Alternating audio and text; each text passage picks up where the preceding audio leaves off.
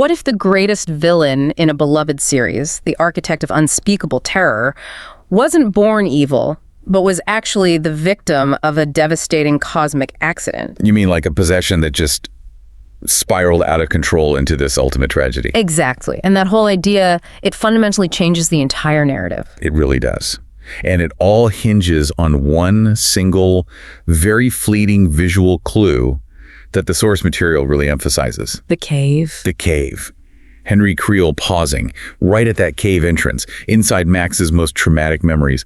That single pause is the absolute linchpin for everything. So that's our mission today. We are doing a deep dive into the source material around Henry Creel, number one, Vecna. All the same person. And we're using that one memory, the cave, to unlock this completely surprising origin story of his powers. It pretty much debunks the long-held belief that he was an innate monster, or that Dr. Brenner was the one who gave him his abilities. Right. I mean, the previous assumptions were pretty simple, weren't they? Henry was either born bad, like some kind of mutant anomaly, or Brenner created the monster in his lab. Exactly, through his horrific testing. But the source documents, they show us that this traumatic event that Henry avoids reliving, the cave incident, it signals something else entirely. It points to a major accidental exposure, an event that set him on this path. It wasn't a choice, not at first. And it definitely wasn't some inherent ability he was born with. Okay, so let's unpack this accidental origin story. We have to start with the setting, because the context here is everything. We're in Nevada, and the year is 1959. Yes. Why is 1959 so critical? The source notes, they stress that 1959 is an extremely important year for the universal lore of the show, not just for the Creels. Before they moved to Hawkins, the family lived in Nevada. Right near a major system of caves. And crucially, at that exact time, the U.S. government, led by Dr. Brenner, was deep into interdimensional travel experiments in that very same region. So you've got the setting, Nevada, the time, 1959, this year of intense experimentation, and then you get the catalyst, which honestly sounds like something straight out of a Cold War thriller. It really is. The details show that a scientist, who was part of Brenner's early program, got terrified of what they were trying to do. He got cold feet. Big time. Yeah. So this scientist fled, taking all this valuable high-risk tech and equipment with him. And he hides it all deep within that same Nevada cave system. It's like a ticking interdimensional time bomb just sitting there. And a young Henry Creel, just a regular kid at the time, stumbles onto it. Right. He's not looking for anything evil. He's just exploring. Yep. He finds the hidden technology, and then he accidentally activates it. And it immediately transports him somewhere else. Okay, and this is where the terminology is so vital for this deep dive. He was not transported to the Upside Down. No, absolutely not. The source calls it Dimension X, and that distinction is not just for flavor. Henry's companion, the rogue scientist, he actually died during this accidental jump. Why? Probably because of how uncontrolled the jump was. It left Henry totally alone in this completely alien place. Let's just pause there for a second, because this is the first major clarification that really shifts the lore we all thought we knew. Why is Dimension X specifically called out as being completely different to the Upside Down? What does that imply? It implies a much deeper, more fundamental villainy at play. I mean, the Upside Down, as we understand it, is a dimension that was corrupted by the Mind Flayer, or at least connected to our world through the gate. Okay. But Dimension X, it's presented as the Mind Flayer's original turf, or at least a place where its influence is absolute. Henry was gone from our world for 12 hours. 12 hours. But in those 12 hours in Dimension X were all about exposure to, and I quote, a darkness. That darkness was his first foundational encounter with the entity we now know as the Mind Flayer. Just half a day, but it was enough time for his life to be, well, irrevocably changed. So if we put all of Section 1 together, the key takeaway isn't just that he got powers. It's that Henry was not born with them. An external entity, the Mind Flayer, it gave him the darkness. It gave him the abilities.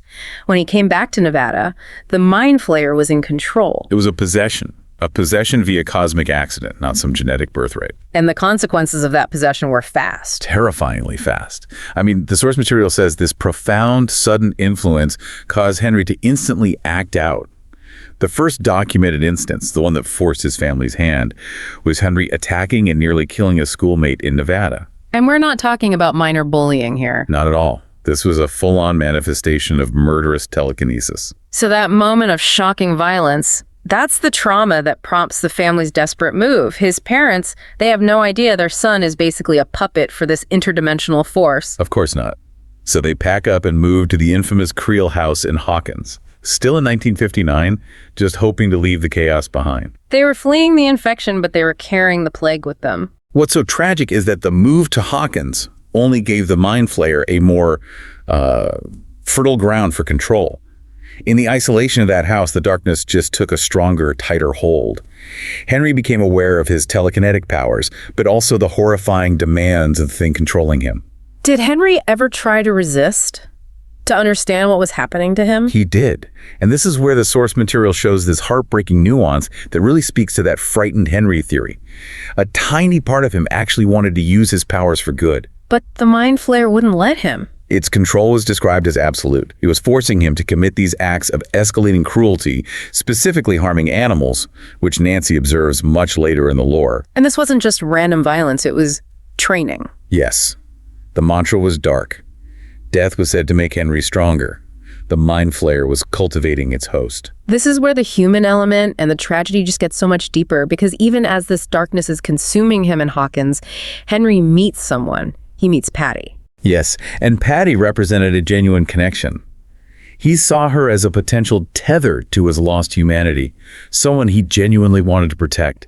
It was his last desperate attempt to fight back.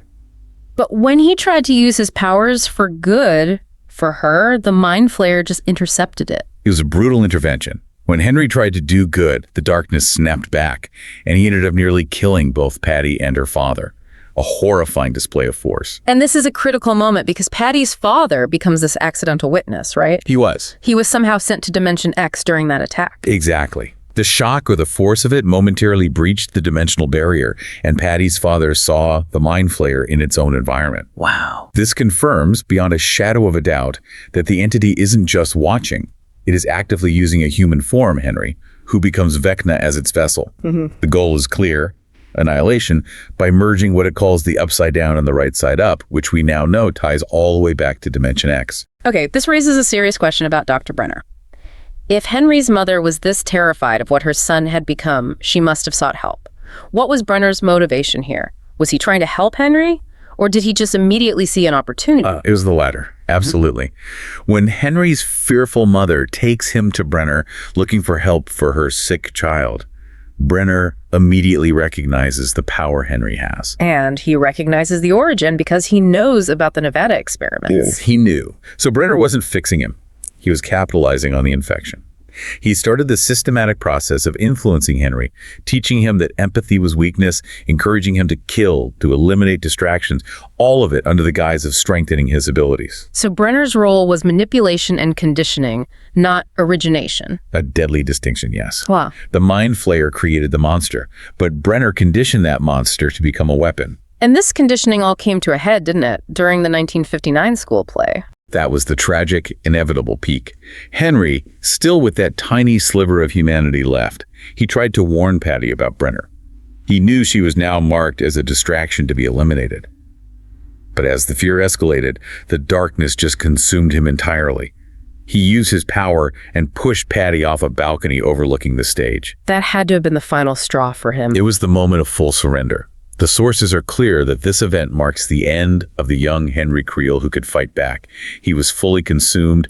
He became the primary host for the darkness that had haunted him since Nevada. This just rewrites the entire foundation of the villain.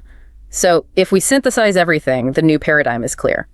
Henry adopted the dark through an accident. He wasn't born with it. Right. The Mind Flayer gave it to him, it possessed him, and then Brenner conditioned him to weaponize that possession. And we can't forget Brenner's own motivation. His obsession wasn't just about abstract power. He wanted to use Henry's fully functional abilities to open a stable, reliable gateway back to Dimension X. He had confirmation from Patty's father, and he knew about the failed Nevada jump. He was chasing after the power he accidentally unleashed. So when Henry was eventually banished by 11 and found himself in the Upside Down, becoming Vecna, that's when he connected to the hive mind. But how do we know the Mind Flayer wasn't pulling the strings even before that? Well, that's the core theory supported by that 12-hour exposure data. The Mind Flayer didn't need the Upside Down to control Henry. It needed the banishment to solidify its control and integrate him into the larger hive structure. So the banishment didn't start the possession. It completed the transformation. It made him a true lieutenant. Okay, so if we look at Vecna's current campaign, The systematic targeting and torturing of Hawkins' children. It's not random. He's doing the exact same things that were done to him. He's using trauma, manipulation, fear. The fear of eliminating distractions. Yeah. It's the ultimate irony of control. This behavior strongly suggests the Mind Flayer is still the one truly in charge.